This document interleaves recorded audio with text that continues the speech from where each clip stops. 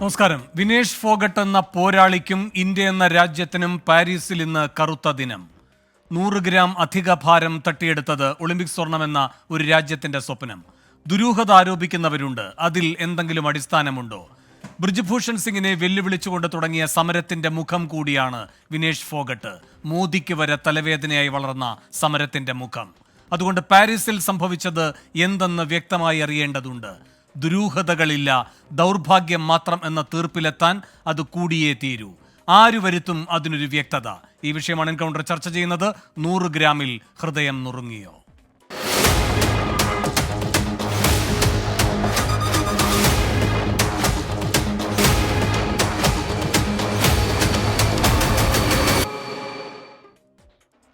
ഈ വിഷയത്തിൽ പ്രതികരിക്കാൻ കോൺഗ്രസിൽ നിന്ന് ഡോക്ടർ ജിൻഡോ ജോൺ, BJP-യിൽ നിന്ന് കെ ഗണേഷ്, ഗുസ്തി ഫെഡറേഷൻ ഓഫ് ഇന്ത്യ മുൻ general secretary Prasood VN, sports journalist Kamal Varadoor എന്നിവർ എൻകൗണ്ടർ പ്രൈമിൽ തത്സമയം പങ്കുചേരുന്നു. ആദ്യം VN പ്രസൂദിലേക്ക്. ശ്രീ VN പ്രസൂദ്, ഇപ്പോൾ രാജ്യത്തെ സംബന്ധിച്ച് വളരെ നിരാശയുണ്ടാക്കിയ ഒരു സംഭവമാണ് ഉണ്ടായിരിക്കുന്നത്. അതിൻ്റെ ദുഃഖമൊക്കെയുണ്ട്. പക്ഷേ ഏറ്റവും പ്രധാനപ്പെട്ട ചോദ്യം, ആർക്കാണ് വീഴ്ച സംഭവിച്ചിരിക്കുന്നത്? ആർക്കാണ് ഇതിൽ യഥാർത്ഥത്തിൽ ഉത്തരവാദിത്തം? തീർച്ചയായിട്ടും ഇന്ന് രാവിലെ നിശ്ചിത സമയത്ത് വിനീഷ് ഫോഗട്ടിൻ്റെ വെയിറ്റ് കറക്റ്റാക്കി കാണിക്കണം. വിനീഷ് ഫോഗട്ട് മാത്രമല്ല, ഇന്ന് വിനീഷ് ഫോഗട്ടിൻ്റെ കൂടെയുള്ള മത്സരിക്കേണ്ട മറ്റ് 7 പേര്, അവരെല്ലാം അവരെ കോച്ചസ് വെയിറ്റ് റെഡ്യൂസ് ചെയ്യിച്ച് കൊണ്ട് കാണിച്ചിട്ടുണ്ടെങ്കിൽ വിനീഷ് ഫോഗട്ടിൻ്റെ ഭാഗത്തുനിന്ന് വിനീഷ് ഫോഗട്ടും വിനീഷ് ഫോഗട്ടിൻ്റെ കോച്ചും ആണ് ഇതിൻ്റെ ഉത്തരവാദിത്തമുള്ളത്. പക്ഷേ ഈ എന്താണ് വീഴ്ച വന്നിരിക്കുന്നത് എന്നാണ് നിങ്ങളുടെ വിലയിരുത്തൽ?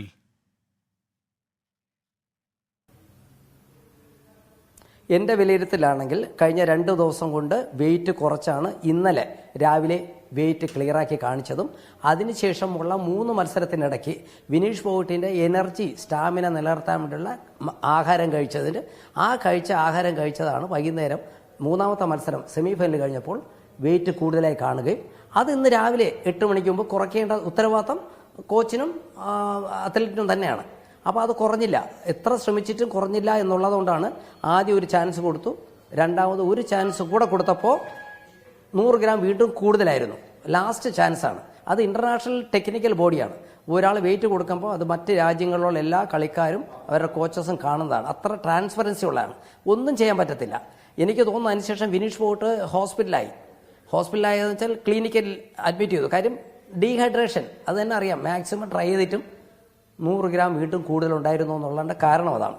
ശരിയാണ്, ഇതൊക്കെ നാം അറിഞ്ഞു. പക്ഷേ ശ്രീ പ്രസൂദ്, ഈ 15 മിനിറ്റ് സമയം അത് നീട്ടിത്തരണമെന്ന് നമ്മൾ ആവശ്യപ്പെട്ടു.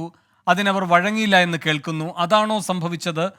അതോ ഈ പറയുന്നത് പോലെ കൃത്യമായ സമയം, ആ സമയത്ത് നമുക്കിത് ചെയ്യാൻ കഴിയാതെ പോയി, അങ്ങനെയാണോ? വളരെ തെറ്റാണ്. അങ്ങനെയൊന്നും പറയാൻ പാടില്ല. കാര്യം ഇത് ഇൻ്റർനാഷണൽ ബോഡിയുടെ തീരുമാനം. നിശ്ചിത സമയമുള്ളത് എല്ലാ കോച്ചസിനും. വിനീഷ് ഫോഗട്ടിൻ്റെ കോച്ച് ഫോറിൻ കോച്ചാണ്, വളരെ അറിവുള്ള ആളാണ്. പുള്ളിക്കാരൻ അറിയാമല്ലോ. 2 പ്രാവശ്യം ചോദിച്ചു, 2 പ്രാവശ്യം കൊടുത്തല്ലോ. പക്ഷേ അതിനു മുമ്പ് നിരവധി തവണ നമുക്ക് പുറത്തും ടെസ്റ്റ് ചെയ്യാനുള്ള സാഹചര്യമുണ്ട്, അതിനുള്ള ഫെസിലിറ്റീസ് ഉണ്ട്. ടെസ്റ്റ് ക്ലിയർ ചെയ്ത് നിശ്ചിത സമയത്തിനകത്ത് നമ്മൾ വെയിറ്റ് കൊടുക്കണം. അത് കൊടുക്കാനുള്ളതിൽ പരാജയപ്പെട്ടു. അത് എനിക്ക് തോന്നുന്നു വിനീഷ് ഫോഗട്ടിനും കോച്ചിനും നല്ലപോലെ അറിയാം ഞങ്ങളുടെ വെയിറ്റ് കുറഞ്ഞില്ല. പക്ഷേ ലാസ്റ്റ് സമയത്തെങ്കിലും കയറി അതിനെ ഉള്ളതെങ്കിലും കാണിക്കണ്ടേ, ഇല്ലെങ്കിൽ തന്നെ പുറത്താവും. ശ്രീ പ്രസൂദ്, ആരാണ് വിനേഷ് ഫോഗട്ടിന്റെ കോച്ച്? ഫോറിൻ കോച്ചാണ്. വിനീഷ് ആവശ്യപ്പെട്ടനുസരിച്ച് 1.5 വർഷം മുൻപ് ഗവൺമെന്റ് ഓഫ് ഇന്ത്യ അപ്രൂവ് ചെയ്ത് കൊടുത്ത കോച്ചാണ്. പുറത്തായിരുന്നല്ലോ പരിശീലനം. ശരി, ഈ കോച്ചിനല്ലേ പ്രധാനപ്പെട്ട ഉത്തരവാദിത്തം? പ്രത്യേകിച്ചും ഈ കായിക ഇനങ്ങളിലൊക്കെ മത്സരിക്കുമ്പോൾ പൊതുവിൽ ഈ അന്തിമ വാക്ക് കോച്ചിൻ്റെതാണ്. അത് കേൾക്കുകയാണ് താരം ചെയ്യുക, അങ്ങനെയൊക്കെയാണ് കേട്ടിട്ടുള്ളത്. ചീഫ് കോച്ച് പുള്ളി തന്നെയാണ് പ്രധാന കോച്ച്. പ്രധാന കോച്ചിൻ്റെ കൂടെ ഗവൺമെൻറ് ഓഫ് ഇന്ത്യ ഫിസിയോതെറാപ്പിസ്റ്റ് ഞാൻ കൊടുത്തിട്ടുണ്ട്. അത് വിനീഷ് പറഞ്ഞവരെല്ലാവരും കൊടുത്തിട്ടുണ്ട്. അതിൽ സത്യത്തിൽ അവരെല്ലാം ആഗ്രഹം കുറയണം, നമ്മുടെ എല്ലാ ആഗ്രഹം കുറയണമാണ്. ഇന്ന് ഫൈനലിൽ പിടിച്ച് ഗോൾഡ് വരണം തന്നെയാണ് ആഗ്രഹം. പക്ഷേ സംഭവിച്ചു പോയി. നിശ്ചിത സമയത്തിനകത്ത് ലാസ്റ്റ് ടൈം നമ്മൾ വെയിറ്റ് കൊടുക്കാതിരിക്കാൻ പറ്റത്തില്ല. അതിൻ്റെ പ്ലാറ്റ്ഫോമിൽ കയറിയേ പറ്റത്തുള്ളൂ. ആ ഒരു അവസ്ഥയിൽ എന്ത് ചെയ്യാൻ പറ്റും? സംഭവിച്ചു. പക്ഷെ അത് സംഭവിക്കാൻ പാടില്ലാത്തതായിരുന്നു. 100 ഗ്രാം വരെ ആയിട്ട് ഒരു നിവൃത്തിയില്ലാതെ തിരിച്ചടി ഉണ്ടാകുകയെന്ന് വെച്ചാൽ അത് നമ്മുടെ ഭാഗത്തൊന്നും തെറ്റിൻ്റെയാണ്. ആ കോച്ചിൻ്റെയും കളിക്കാരിയും തെറ്റുന്നേ ഞാൻ പറയും.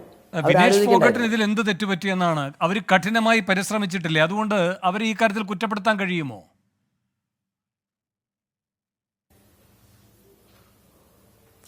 ഒരിക്കലുമില്ല. വിനീഷ് ഫോഗട്ടിനെ അല്ല കുറ്റപ്പെടുത്താനുള്ള. വിനീഷ് ഫോഗട്ട് ഇത്രയും ദിവസം ട്രെയിൻ മേടിച്ച് ഏത് കോച്ചിൻ്റെയാണ്, ആ കോച്ചിൻ്റെ നിർദ്ദേശം അനുസരിച്ച് മാത്രമേ ആ കുട്ടി പ്രവർത്തിച്ചിട്ടുള്ളൂ. ഇന്നതെല്ലാം കഴിക്കാം. ആദ്യത്തെ ദിവസം ഈ പറഞ്ഞ പോലെ 3 മത്സരമുണ്ടെന്നും എങ്ങനെയൊക്കെയാണ് ശരീരത്തിൻ്റെ സ്ട്രെങ്ത്, സ്റ്റാമിന എല്ലാം നിലനിർത്തേണ്ടതനുസരിച്ച് ആ കോച്ച് നിർദ്ദേശിച്ച ഫുഡ് മാത്രമേ അത് കഴിച്ചിട്ടുള്ളൂ. പക്ഷേ വെയിറ്റ് കൂടിയെന്നുള്ളൊരു വാസ്തവമാണല്ലോ. അത് രാത്രിത്തെ സെമിഫൈനലിന് ശേഷം രാവിലെ വെയിറ്റ് കാണിക്കേണ്ട സമയത്തിനകത്ത് കുറച്ചെടുക്കുക എന്നുള്ളതും കൂടെ നമ്മുടെ ഉത്തരവാദിത്തമാണ്. അത് ആ കോച്ച് പറയുന്ന അനുസരിച്ചായിരിക്കും അത് ആ കുട്ടി ചെയ്തിട്ടുള്ളത്. എനിക്ക് തോന്നുന്നു രാത്രി മൊത്തം അത് ട്രൈ ചെയ്തിട്ടുള്ളതാണ് എനിക്ക് തോന്നുന്നത്, വെയിറ്റ് കുറയ്ക്കാൻ വേണ്ടി. ശരി, അവരുടെ ഭാഗത്തുനിന്ന് വേണ്ടതെല്ലാം അവർ ചെയ്തു, കോച്ചിന്റെ ഭാഗത്തുനിന്ന് ചെയ്യാൻ കഴിയുന്നതെല്ലാം കോച്ചും ചെയ്തു എന്നൊക്കെയാണ് അറിയാൻ കഴിയുന്നത്. നിങ്ങളും അങ്ങനെ തന്നെയാണ് പറയുന്നത്. പക്ഷേ ശ്രീ പ്രസൂദ്, ഇവിടെ നേരത്തെ തന്നെ ഇന്ത്യൻ ക്യാമ്പുമായി ബന്ധപ്പെട്ട ചില സംശയങ്ങൾ വിനേഷ് ഫോഗട്ട് ഉന്നയിച്ചിട്ടുണ്ട് പരസ്യമായി തന്നെ. അതുകൊണ്ട് എന്തെങ്കിലും തരത്തിലുള്ള അട്ടിമറി, കൃത്രിമം ഈ കാര്യങ്ങളിൽ ഇവരെയൊക്കെ മറികടന്നുകൊണ്ട് സംഭവിച്ചിട്ടുണ്ടാകാം, അതിൻ്റെ ഒരു ദുരന്ത ഫലമാകാം ഉണ്ടായിട്ടുണ്ടാവുക എന്ന സംശയങ്ങൾ ഉയരുന്നുണ്ട്. അതിനോടുള്ള മറുപടി എന്താണ്?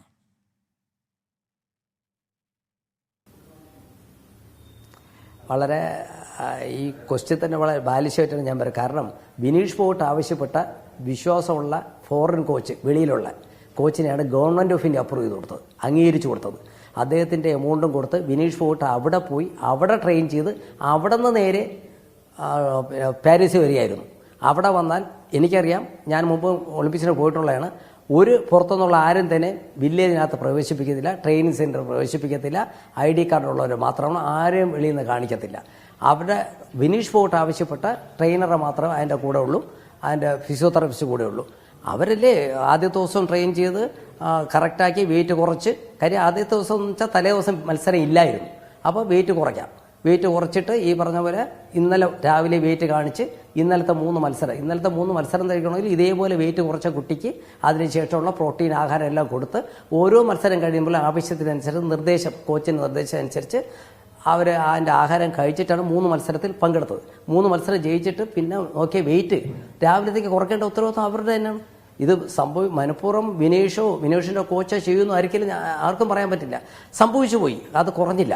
നിശ്ചിത സമയമുണ്ടല്ലോ നമുക്ക് എല്ലാത്തിനും, ആ സമയത്തിനകത്ത് കാണിക്കേണ്ട ഉത്തരവാദിത്തം അവർക്കായിരുന്നു. പക്ഷെ അപ്പോഴും കുറഞ്ഞില്ല. എന്ത് ചെയ്യാൻ പറ്റും? ആരെങ്കിലും വെറുതെ പഴിച്ചിട്ടോ ഒന്നുമല്ല, സംഭവം 100 ഗ്രാം കുറഞ്ഞില്ല. ഇത് international body, technical body weight എടുക്കുമ്പോൾ എല്ലാവരും കണ്ടുകൊണ്ടിരിക്കുകയാണ്. ഒരാൾക്ക് വേണ്ടി 100 ഗ്രാം അഡ്ജസ്റ്റ് ചെയ്യാനും പറ്റത്തില്ല, മറ്റൊരാൾക്ക് വേണ്ടി കുറച്ചു കൊടുക്കാനും പറ്റത്തില്ല. അതാണ് എൻ്റെ കാര്യം. അതുകൊണ്ട് ആരും മനഃപൂർവ്വം നമ്മൾ പഴിചാരുന്നല്ല, സംഭവിച്ചു പോയി. നഷ്ടം ഇന്ത്യക്കാണ്, ഒരു മെഡൽ. അതാണ് അതിന്റെ പ്രധാനം. പക്ഷേ ശ്രീ പ്രസൂദ്, ഇപ്പൊ ഈ ക്യാമ്പൊക്കെ പ്രത്യേകമായി ശ്രദ്ധ പുലർത്തേണ്ടതാണ് ഈ കാര്യത്തിൽ. അല്ലാതെ നാം ഈ കോച്ചിനെയും വിനേഷ് ഫോഗട്ടിനെയും മാത്രമായി ഇങ്ങനെ പഴി പറയുകയല്ലോ വേണ്ടത്. മാത്രവുമല്ല, ഈ സംശയങ്ങൾ ഉയരുന്നത് ഇന്ത്യൻ ഒളിമ്പിക് അസോസിയേഷൻ ഈ വിഷയത്തിൽ ആദ്യഘട്ടത്തിൽ എടുത്ത നിലപാടൊക്കെയാണ്. അവിടുത്തെ മാധ്യമ ഗ്രൂപ്പുകളിൽ ഈ കാര്യങ്ങൾ അറിയിക്കുന്ന വിധം തന്നെ ഇപ്പോൾ ചർച്ച ചെയ്യപ്പെടുന്നുണ്ട്. അത് പെട്ടെന്ന് തന്നെ അറിയിക്കുകയാണ്, ഇങ്ങനെ വിനേഷ് ഫോഗട്ട് ഈ കാര്യത്തിൽ പരാജയപ്പെട്ടു, ഇനിയിപ്പോൾ അവരുടെ ഒരു സ്വകാര്യതയിലേക്ക് കടന്നു കയറരുത്, ഇന്ന് നടക്കുന്ന മറ്റു മത്സരങ്ങളിലേക്ക് ഞങ്ങളിപ്പോൾ ശ്രദ്ധ കേന്ദ്രീകരിക്കുകയാണ്. ആ രൂപത്തിൽ ഇതൊക്കെ സംഭവിച്ചതിനെ നിസ്സാരമായി കണ്ടുകൊണ്ട്, അല്ലെങ്കിൽ അത് അവിടെ കഴിയുന്നു എന്ന മട്ടിലുള്ള പ്രതികരണം ഇന്ത്യൻ ഒളിമ്പിക് അസോസിയേഷൻ തിടുക്കത്തിൽ കാട്ടിയത് എന്തുകൊണ്ട്? അത് ഞാൻ പറയാം. ഇതിനകത്ത് ഒരു ടെക്നിക്കൽ കമ്മിറ്റി ഉണ്ട്. കാര്യം ഞങ്ങളുടെ റെസ്ലിംഗ് ഫെഡറേഷൻ ഇതിൻ്റെയും UWW അന്താരാഷ്ട്ര ഫെഡറേഷന് പരാതി കൊടുത്തിട്ടുണ്ടായിരുന്നു. അത് നമ്മുടെ എല്ലാം ഭാഗത്തുനിന്ന് ചെയ്യേണ്ട കാര്യമാണ്. ഇന്ത്യൻ ഒളിമ്പിക് അസോസിയേഷൻ്റെ ചെഫ്ലി മിഷൻ പുള്ളിയും പരാതി കൊടുത്തിട്ടുണ്ടായിരുന്നു. അപ്പം നമ്മുടെ ഇന്ത്യക്കാരെന്ന് പറയുമ്പോൾ നമുക്ക് എങ്ങനെയെങ്കിലും വിനീഷ് ഫോഗട്ടിന് അതിൻ്റെ അതിനകത്ത് ഉൾപ്പെടാൻ പറ്റുമോ എന്ന് നോക്കേണ്ടത് ഓരോ ഇന്ത്യക്കാരൻ്റെയും അതിൻ്റെ സംവിധാനത്തിൻ്റെ കീഴിൽ നിന്ന് ചെയ്യേണ്ടതാണ്. പക്ഷേ അതിൻ്റെ റിസൾട്ട് എന്ന് പറയുന്നത് അന്താരാഷ്ട്ര ടെക്നിക്കൽ കമ്മിറ്റിയുടെയാണ്. അവർ എല്ലായിടത്തും ചെയ്യുമ്പോൾ ചെയ്യാൻ പറ്റത്തുള്ളൂ. ആ ഭാഗം ചെയ്യുന്നതുകൊണ്ട് എനിക്കറിയാം അവിടെ വേറെ ഒരു സാധ്യതയും ഇല്ലെന്നുള്ള അറിയാൻ പറ്റും. കാര്യം നാഷണൽ ടെക്നിക്കൽ കമ്മിറ്റിയിൽ ഞാനാണ് നോക്കുന്നത്, ഇൻ്റർനാഷണൽ ടെക്നിക്കൽ കമ്മിറ്റി നോക്കിക്കൊണ്ടിരുന്ന ആളാണ്. അപ്പോൾ നമുക്കറിയാമെന്നുള്ളതാണ് അതിനൊരു സാധ്യത കുറവാണ്. 0.1% പോലും ഇല്ല എന്നുള്ളത് നമ്മുടെ മനസ്സിലുണ്ട്. എന്നാലും നമ്മൾ ആഗ്രഹം, നമ്മുടെ ഒരു അപ്പീൽ കൊണ്ട് ഇപ്പോൾ റെസ്ലിംഗ് ഫെഡറേഷൻ്റെ പ്രസിഡന്റിനെ കൊടുത്തിട്ടുണ്ട് കമ്മിറ്റി പരാതി. പക്ഷെ എന്നാലും ഒരു സാധ്യത വളരെ വളരെ കുറവാണ്. എൻ്റെ ചോദ്യം ആ സാധ്യതകൾ കുറവോ കൂടുതലോ എന്നതല്ല, തിടുക്കപ്പെട്ടൊരു പ്രസ്താവന ഇറക്കി ഇന്ത്യൻ ഒളിമ്പിക് അസോസിയേഷൻ ഇതൊരു അടഞ്ഞ അധ്യായം എന്ന നിലപാടെടുത്തത് എന്തുകൊണ്ട് എന്നാണ് ശ്രീ പ്രസൂദ്? കാര്യം ഈ അന്താരാഷ്ട്ര ഒളിമ്പിക് കമ്മിറ്റിയിൽ ടെക്നിക്കൽ കമ്മിറ്റിയുമായിട്ട് ബന്ധപ്പെട്ടായിരിക്കുമല്ലോ ഇതിൻ്റെ ഇന്ത്യയിൽ നിന്നുള്ള ഒളിമ്പിക് അസോസിയേഷൻ്റെ ഒരു പ്രതിനിധി അവിടെ ഉള്ളത്. അദ്ദേഹം ബന്ധപ്പെട്ടായിരിക്കും. അപ്പോൾ അതിനെപ്പറ്റി എനിക്ക് നേരിട്ട് അറിയില്ല, ബന്ധപ്പെട്ടായിരിക്കും. പക്ഷേ റെസ്ലിംഗ് ഫെഡറേഷൻ പരാതി അപ്പീൽ കൊടുത്തിട്ടുണ്ട്. അതിനെപ്പറ്റി ഞങ്ങളിതുവരെ ഒരു ഔദ്യോഗികമായിട്ട് ഒരു അഭിപ്രായം ഇതുവരെ പറഞ്ഞിട്ടില്ല. ഞങ്ങൾ വെയിറ്റ് ചെയ്യുന്നുണ്ട്. എന്തായാലും ഞങ്ങൾക്കും അതിൻ്റെ മറുപടി അന്താരാഷ്ട്ര ടെക്നിക്കൽ കമ്മിറ്റിയിൽ നിന്ന് കിട്ടും. ശരി, ഈ ഗുസ്തി ഫെഡറേഷന്റെ പരാതിയിൽ എന്താണ് പറഞ്ഞിരിക്കുന്നത്? നിങ്ങൾ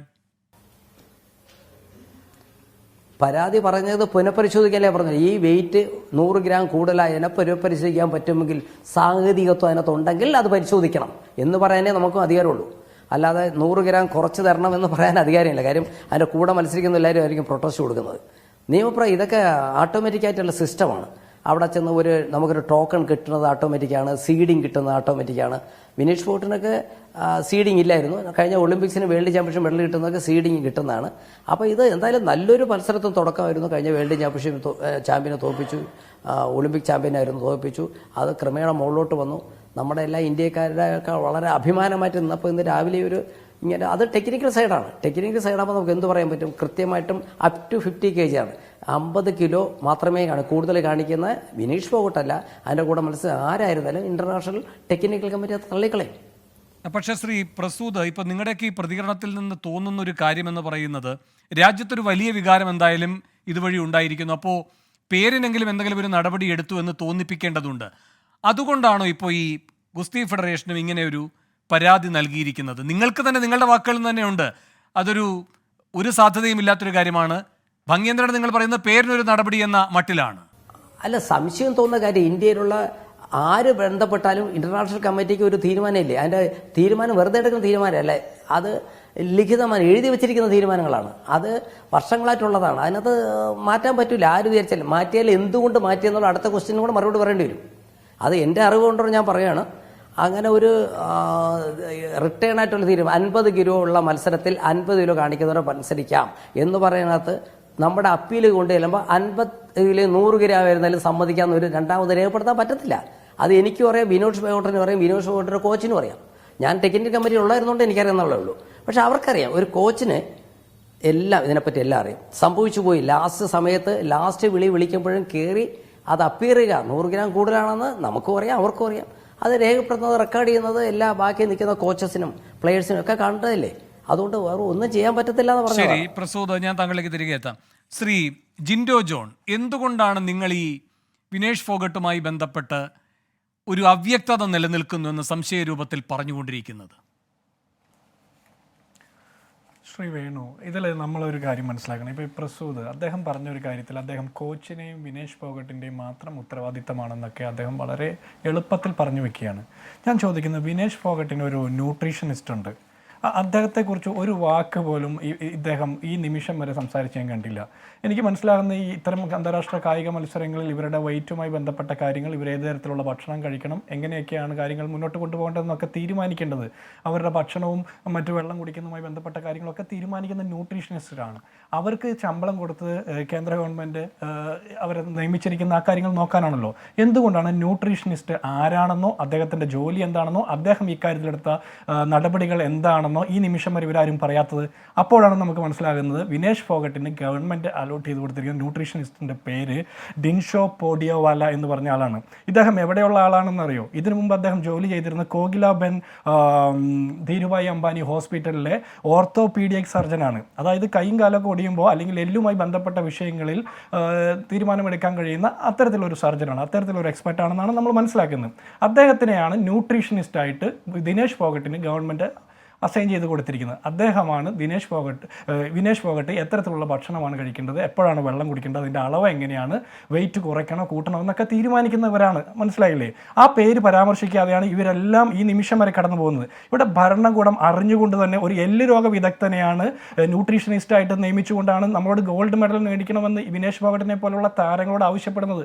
ഇവിടെ ഒരു വേൾഡ് ചാമ്പ്യനെ തോൽപ്പിക്കുന്നു, ഒളിമ്പിക് ചാമ്പ്യനെ തോൽപ്പിക്കുന്നു. ഇതേവരെ തോൽവി അറിയാത്ത ഒരു കായിക താരത്തെ തോൽപ്പിച്ചുകൊണ്ട് നേരിട്ടുകൊണ്ട് ഫൈനലിലേക്ക് എത്തുന്ന വിനേഷ് ഫോഗട്ടാണ് ഇന്നലെയൊക്കെ ഗോദയിൽ വിജയിച്ച വിനേഷ് ഫോഗട്ട് എന്തുകൊണ്ട് ഇന്ന് അണിയറയിലെ ചില കരുനീക്കങ്ങളിൽ പരാജയപ്പെട്ടു എന്ന് ചോദിക്കുമ്പോൾ ഞങ്ങൾ അപ്പീൽ കൊടുത്തു എന്ന് പറയാം. ഈ ഒളിമ്പിക് അസോസിയേഷനോ അല്ലെങ്കിൽ റെസ്ലിംഗ് അസോസിയേഷനോ ഒക്കെ കൊടുക്കുന്ന അപ്പീലിൽ എന്താണ് എഴുതിയിരിക്കുന്നത്? ഇവർ യാചിക്കുകയാണ് ഈ തീരുമാനം ഒന്ന് പുനഃപരിശോധിക്കണമെന്ന് യാചിക്കുന്നതിന് മുമ്പ് ഇതിൻ്റെ ലീഗലായിട്ടുള്ള നമുക്ക് എന്തൊക്കെ കാര്യങ്ങൾ സ്റ്റേറ്റ് ചെയ്യാമെന്ന് ഒരു രീതിയിലും ഇവർ സ്റ്റേറ്റ് ചെയ്തിട്ടില്ല. ഇന്ന് കേന്ദ്രമന്ത്രി തന്നെ ഇന്ത്യൻ പാർലമെന്റിനെ അഡ്രസ്സ് ചെയ്ത് സംസാരിക്കുന്ന ഒരു കാര്യം നമ്മൾ കേട്ടു. അദ്ദേഹം 6 മിനിറ്റ് സംസാരിച്ചു. എഴുതി വായിക്കുന്ന ഒരു സ്റ്റേറ്റ്മെൻ്റാണ്. അതിൽ 2 മിനിറ്റ് നമ്മൾക്ക് എല്ലാവർക്കും, ഇന്ത്യയിലെ മുഴുവൻ ആളുകൾക്കും, ഈ ദൃശ്യമാധ്യമങ്ങളിലൂടെ ഈ വാർത്ത കേട്ട മുഴുവൻ ആളുകൾക്കും അറിയാവുന്ന കാര്യങ്ങൾ അദ്ദേഹം വിശദീകരിച്ചു. 4 മിനിറ്റ് അദ്ദേഹം പറഞ്ഞത് കേന്ദ്ര ഗവൺമെൻറ് ഇത്തരം കായിക താരങ്ങൾക്ക് കൊടുത്തിട്ടുള്ള സഹായങ്ങൾ, അവർ ഒരുക്കി കൊടുത്തിട്ടുള്ള സാമ്പത്തികമായിട്ടും അല്ലാതെയുള്ള സഹായങ്ങളെ കുറിച്ചിട്ടാണ് പറയുന്നത്. അതിനപ്പുറത്ത് നമ്മുടെ രാജ്യത്തിൻ്റെ അഭിമാനമാകും എന്ന് നമ്മളെല്ലാം ഇന്നലെ രാത്രിയും ഇന്ന് പകലുമൊക്കെ വിശ്വസിച്ച ഒരാൾക്ക് ഇങ്ങനെ ഒരു പരാജയം വരുമ്പോൾ ഇത് രാജ്യത്തിന് വന്ന വലിയ മാനക്കേടാണെന്നുള്ള രീതിയിൽ എന്തുകൊണ്ടാണ് ഈ ദേശസ്നേഹികൾക്ക് ഇൻവെർട്ടഡ് കോമയിൽ ദേശസ്നേഹികൾക്ക് എന്തുകൊണ്ട് തോന്നുന്നില്ല? അതിനുത്തരം വിനേഷ് ഫോഗട്ട് ഇന്നലെ അവർ ഫൈനലിലേക്ക് കയറുമ്പോൾ മുതൽ അതിനുശേഷം ഈ രാജ്യത്തെ ആരൊക്കെയാണ് വിനേഷ് ഫോഗട്ടിൻ്റെ വിജയം ആഘോഷിച്ചത്?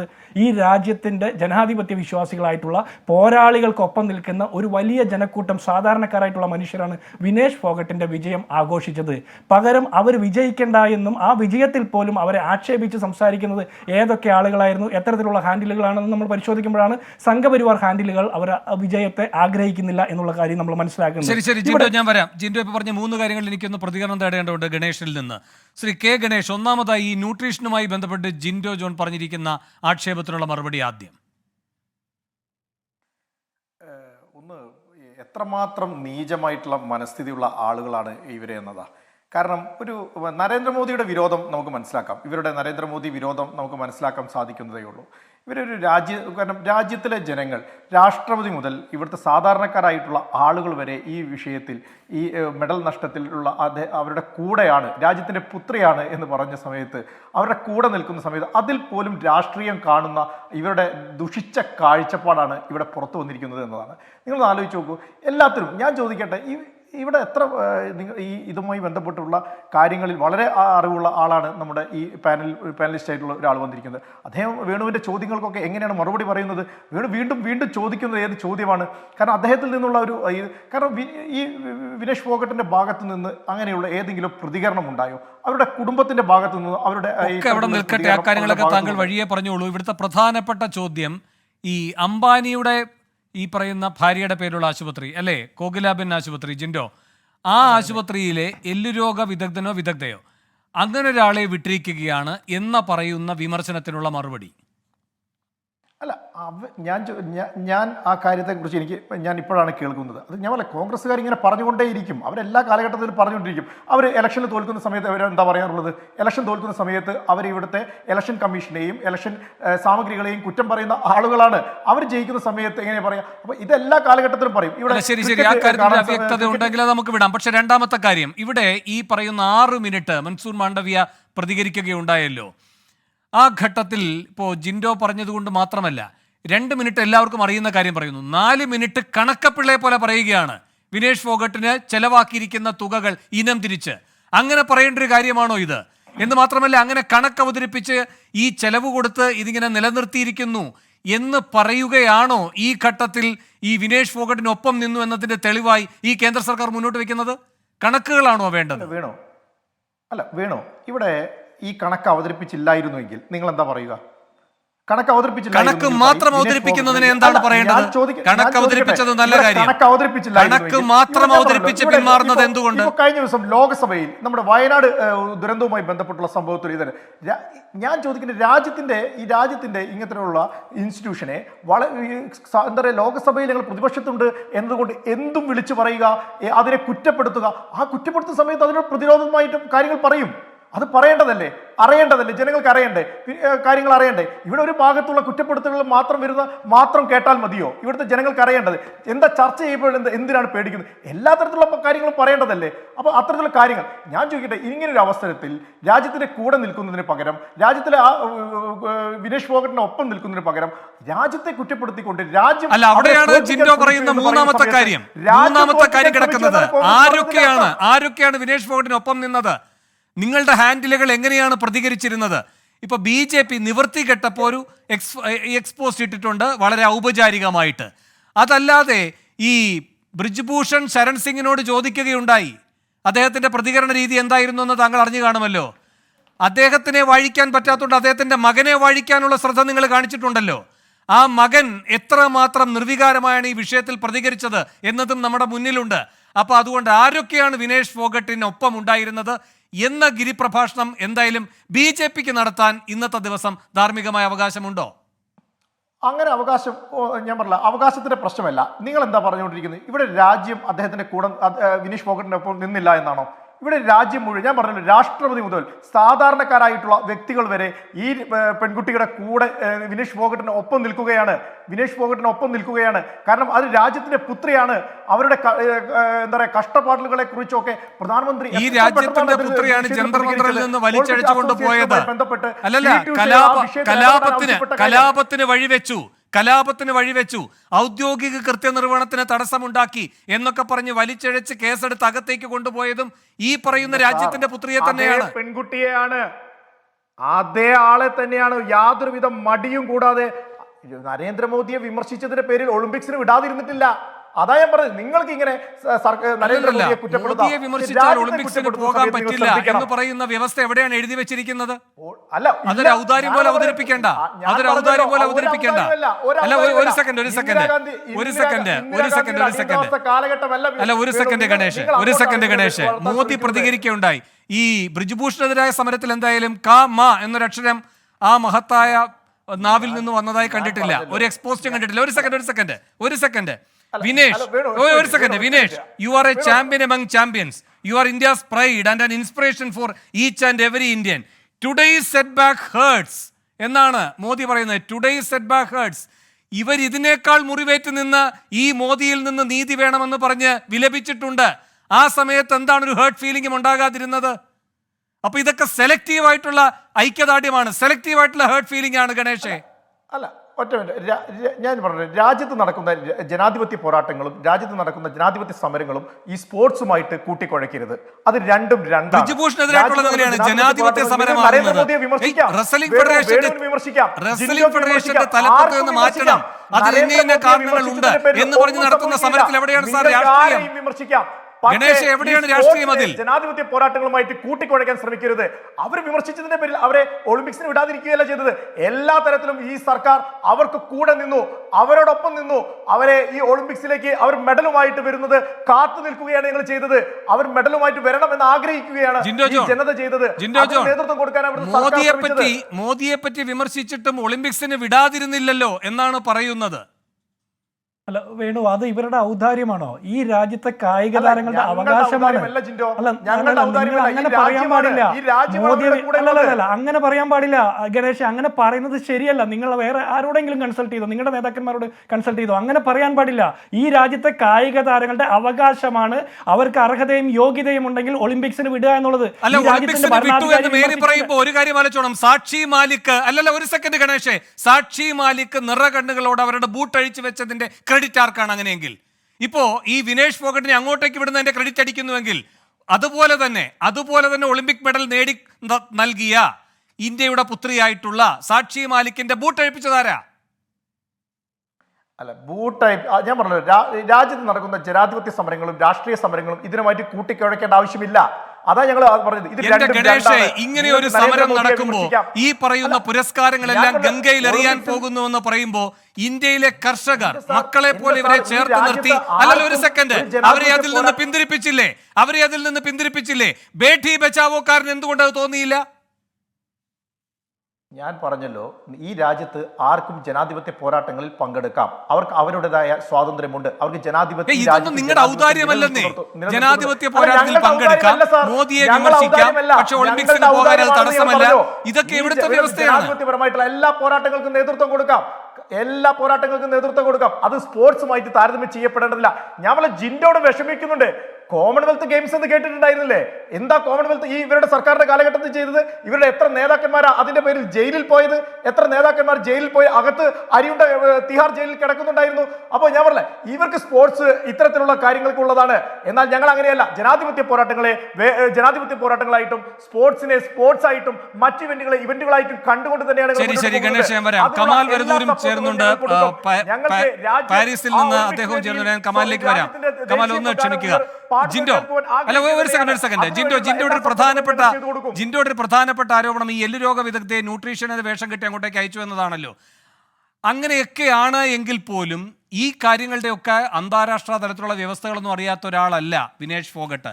വിനേഷ് ഫോഗട്ട് ഈ പറഞ്ഞ റിയോ ഒളിമ്പിക്സിൽ പങ്കെടുത്തിട്ടുണ്ട്, ടോക്കിയോ ഒളിമ്പിക്സിൽ പങ്കെടുത്തിട്ടുണ്ട്. കൂടാതെ അവർ ഈ ലോക ചാമ്പ്യൻഷിപ്പിൽ മെഡൽ നേടിയിട്ടുണ്ട്, ഏഷ്യൻ ഗെയിംസിൽ സ്വർണം നേടിയിട്ടുണ്ട്, കോമൺവെൽത്ത് ഗെയിംസിലെ ചാമ്പ്യനാണ്. അങ്ങനെ ലോകത്തെ പ്രധാനപ്പെട്ട മത്സരങ്ങളിലെല്ലാം പങ്കെടുത്തിട്ടുള്ള ഇതിൻ്റെ വ്യവസ്ഥകളൊക്കെ അറിയുന്ന ഒരാളാണ്. അങ്ങനെ വരുമ്പോൾ ഒരു എല്ലുരോഗ വിദഗ്ധയെ കൊണ്ട് ഇതെല്ലാം അട്ടിമറിപ്പിക്കാനുള്ളൊരു നീക്കം നടത്തി എന്ന ഗൂഢാലോചന സിദ്ധാന്തം ജിൻഡോ അവതരിപ്പിക്കുന്ന എന്തിൻ്റെ അടിസ്ഥാനത്തിൽ? അല്ല വേണു, ഈ വിനേഷ് ഫോഗട്ട് തന്നെ കുറച്ചു കാലം മുമ്പ് തന്നെ അവർ ട്വീറ്റ് ചെയ്തിട്ടുണ്ട്, ഇന്ത്യൻ ഒളിമ്പിക് അസോസിയേഷൻ അവരെ ഒളിമ്പിക്സിൽ പങ്കെടുപ്പിക്കാതിരിക്കാനുള്ള ശ്രമങ്ങൾ നടത്തുന്നു. അവരുടെ കൂടെ ഒഫീഷ്യൽസ് ആയിട്ട് ചുമതലപ്പെടുത്തിയിരിക്കുന്ന പല ആളുകളും ബ്രിജ്ഭൂഷന്റെ രഹസ്യക്കാരാണ്, ഒറ്റുകാരാണെന്നുള്ള രീതിയിൽ അവരുടെ ആരോപണം മുൻപേ പുറത്തു വന്നിട്ടുള്ളതാണ്. ഇനി ഞാനൊരു കാര്യം ചോദിക്കട്ടെ, ഈ BJPയുടെ പ്രതിനിധി ഈ നിമിഷം വരെ വിനേഷ് ഫോഗട്ടിന്റെ ന്യൂട്രീഷനിസ്റ്റ് ആരാണെന്ന് പറയുന്നില്ല. എന്താ നിങ്ങൾ അന്വേഷിച്ചില്ലേ? ഈ ചർച്ചയ്ക്ക് തയ്യാറെടുക്കുമ്പോൾ അതുകൂടി അന്വേഷിക്കണ്ടേ? കോച്ചും ഒരു കായിക താരവും മാത്രമല്ലല്ലോ ഒളിമ്പിക്സിന് പോകുന്നത്. എന്ത് യോഗ്യതയുടെ പുറത്താണ് ഇവരെ ന്യൂട്രീഷനിസ്റ്റ് ആയിട്ട് ചുമതലപ്പെടുത്തിയത്? ധീരുഭായ് അംബാനിയുടെ ഹോസ്പിറ്റലിൽ ജോലി ചെയ്യുന്ന ഒരാൾക്ക് നിത അംബാനി ഒളിമ്പിക് അസോസിയേഷൻ മെമ്പറാണ്. നിങ്ങൾ പറഞ്ഞില്ലേ രാഷ്ട്രീയവും സ്പോർട്സും രണ്ടായിട്ടാണ് നിങ്ങൾ കാണുന്നതെന്ന്. എങ്കിൽ അമിത്ഷായുടെ മകൻ സ്പോർട്സിന്റെ തലപ്പത്ത് വരുന്നു, ബ്രിജ്ഭൂഷൺ സ്പോർട്സിന്റെ തലപ്പത്ത് വരുന്നു. ഇവരൊക്കെ ഏത് കായിക വിഭാഗത്തിൽ മെഡലുകൾ സ്വന്തമാക്കിയതാ ഈ രാജ്യത്തിന് വേണ്ടിയിട്ട്? എത്ര മെഡലുകൾ? കാലഘട്ടത്തിൽ ആരായിരുന്നു ഒളിമ്പിക്സ് അസോസിയേഷന്റെ പ്രസിഡന്റ്? നിങ്ങളുടെ സർക്കാരിന്റെ കാലഘട്ടത്തിൽ ആരായിരുന്നു ഫുട്ബോൾ അസോസിയേഷന്റെ പ്രസിഡന്റ്? ആരായിരുന്നു ക്രിക്കറ്റ് BCCIയുടെ ചുമതല ഉണ്ടായിരുന്നത്? ജിൻഡോ, ഞാൻ പറഞ്ഞില്ല ജിൻഡോ, നിങ്ങൾക്ക് ഇന്ത്യ വിരുദ്ധ മനസ്സാണ്. ഇന്ത്യ വിരുദ്ധ മനസ്സുമായിട്ടാണ് നിങ്ങൾ നേരിട്ട് കൊണ്ടിരിക്കുന്നത്.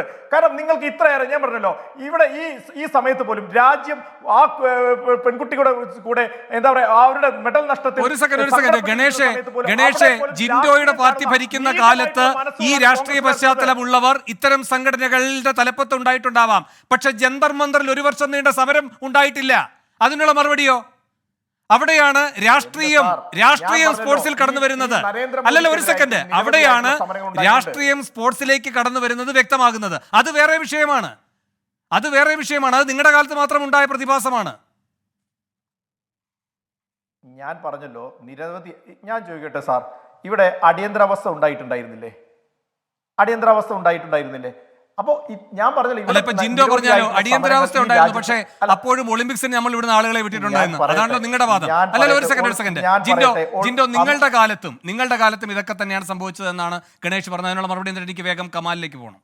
വേണു, എനിക്കൊരു ഒറ്റ മിനിറ്റ് തന്നാൽ മതി, ഞാൻ എൻ്റെ ഭാഗം ഫിനിഷ് ചെയ്യാം. ഞാൻ ചോദിക്കട്ടെ, മുൻകാലങ്ങളിൽ പലരും ഒളിമ്പിക് അസോസിയേഷൻ്റെയോ അല്ലെങ്കിൽ റെസ്ലിംഗ് അസോസിയേഷൻ്റെ ഒക്കെ തലപ്പത്തുണ്ടായിട്ടുണ്ടാവും. അന്നൊക്കെ ഏതെങ്കിലും കായിക താരങ്ങൾ തങ്ങളെ പീഡിപ്പിക്കുകയും ബലാത്സംഗം ചെയ്ത ആളുകൾക്കെതിരെ നടപടി സ്വീകരിക്കണമെന്ന് ആവശ്യപ്പെട്ടുകൊണ്ട് ഇന്ത്യൻ പ്രധാനമന്ത്രിയോട് ആവശ്യപ്പെട്ടുകൊണ്ട് തെരുവിൽ സമരം ചെയ്യുന്ന സാഹചര്യം ഉണ്ടായിട്ടുണ്ടോ? അവരെ പോലീസ് മാത്രമല്ല ജിൻഡോ, ഈ ഔദ്യോഗിക കൃത്യനിർവഹണം തടസ്സപ്പെടുത്തിയെന്ന് പറഞ്ഞിട്ട് വിനേഷ് ഫോഗട്ടിനും ഈ പറയുന്ന പുനെയ്ക്കും ഈ സാക്ഷി മാലിക്കിനും ഒക്കെ എതിരെ കേസെടുത്തിട്ടുണ്ടല്ലോ ഡൽഹി പോലീസ്. ഈ ഡൽഹി പോലീസിനെ കൊണ്ട് FIR രജിസ്റ്റർ ചെയ്യിക്കാൻ ഇവർ എത്ര പാടുപെട്ടു, കോടതിയിൽ പോകേണ്ടി വന്നു. അതും ഔദ്യോഗിക കൃത്യനിർവഹണമല്ലേ? അപ്പൊ ആ ഭാഗമില്ലേ ഡൽഹി പോലീസിന്? ഗണേഷ്, ഈ പറഞ്ഞ വിനേഷ് ഫോഗട്ടിനെതിരെയൊക്കെ കേസെടുക്കാൻ മാത്രമാണോ ഈ ഔദ്യോഗിക കൃത്യനിർവഹണം ഉള്ളത്? ഞാൻ പറഞ്ഞല്ലോ, ഈ ചർച്ചകളൊക്കെ നമ്മൾ ഒരു കുറെ കാലഘട്ടത്തിൽ ചർച്ച ചെയ്ത കാര്യങ്ങൾ തന്നെയാണ്. അതിനിപ്പോ ദാരുണമായ ഒരു സംഭവത്തിന്റെ തുടർച്ച കൂടി ഉണ്ടായിരിക്കുന്നു. അതാണ് ജനാധിപത്യപരമായിട്ടുള്ള പോരാട്ടത്തിൽ ഒരു പെൺകുട്ടി, ഒരു അത്ലറ്റ് പങ്കെടുത്തു എന്നതിന്റെ പേരിൽ, ഒരു കായിക താരം പങ്കെടുത്തു എന്നതിന്റെ പേരിൽ അവർ ഒളിമ്പിക്സിൽ ഉണ്ടായ മെഡൽ നഷ്ടം ഈ രാജ്യം നഷ്ടപ്പെടുത്തിയതാണ് എന്ന് പറയുന്ന നിങ്ങളുടെ ഈ നീചമായിട്ടുള്ള മനസ്സാണ് നിങ്ങൾ വ്യക്തമാക്കുന്നത്. ഞാൻ പറഞ്ഞത് അതാണ്.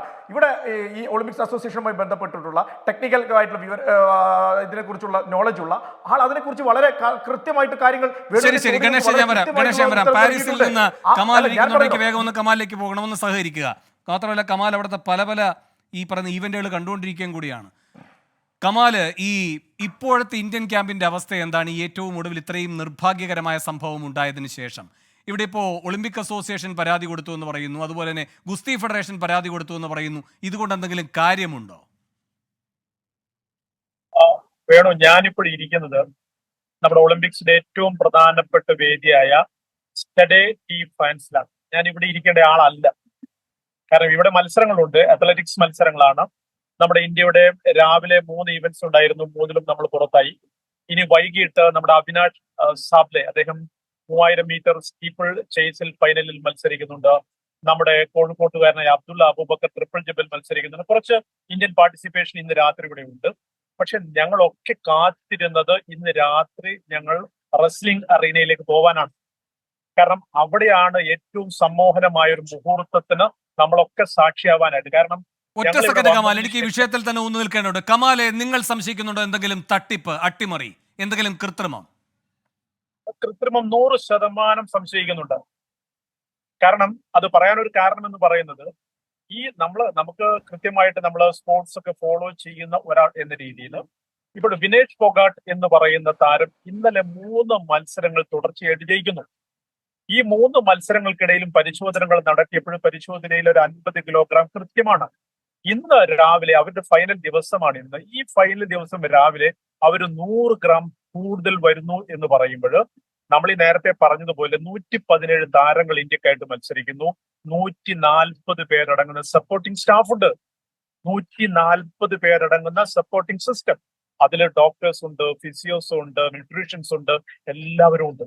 അപ്പോൾ ഇത്രയും പേര് 140 പേരുടെ പ്രധാനപ്പെട്ട ജോലി എന്ന് പറയുന്നത് ഈ 117 പേരടങ്ങുന്ന കായിക താരങ്ങൾക്ക് മത്സര ദിവസത്തിന് ഒരുങ്ങുക, മത്സരത്തിന് മുമ്പായിട്ട് ഒരുങ്ങുക, എന്തെല്ലാം കഴിക്കണം.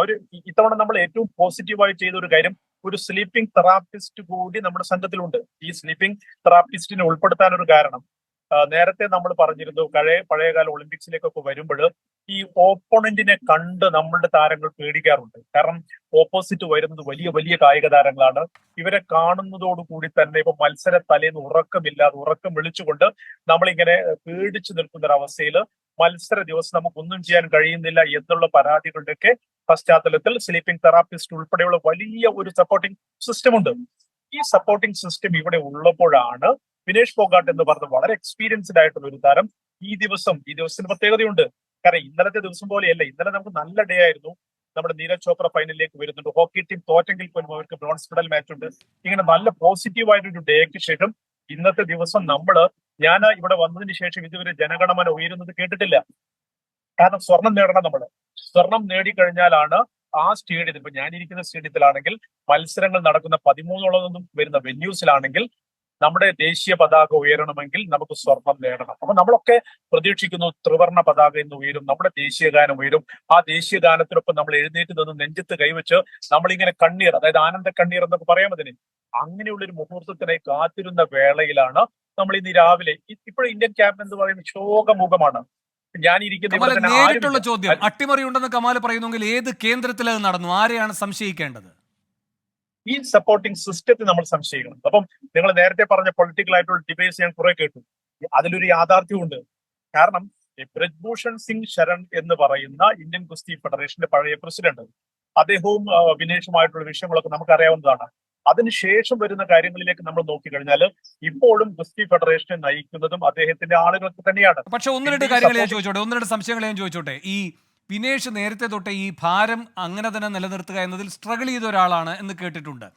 ഇതിനു മുൻപും ഇപ്പോൾ ഈ 49.9 തന്നെ നിർത്തുന്നത് ആഴ്ചകളോളം അവർ ഈ ഭക്ഷണം കുറയ്ക്കുകയും മറ്റ് കഠിനമായ പരിശ്രമം ചെയ്യുകയും ഒക്കെ ചെയ്തിട്ടാണ്, അല്ലേ?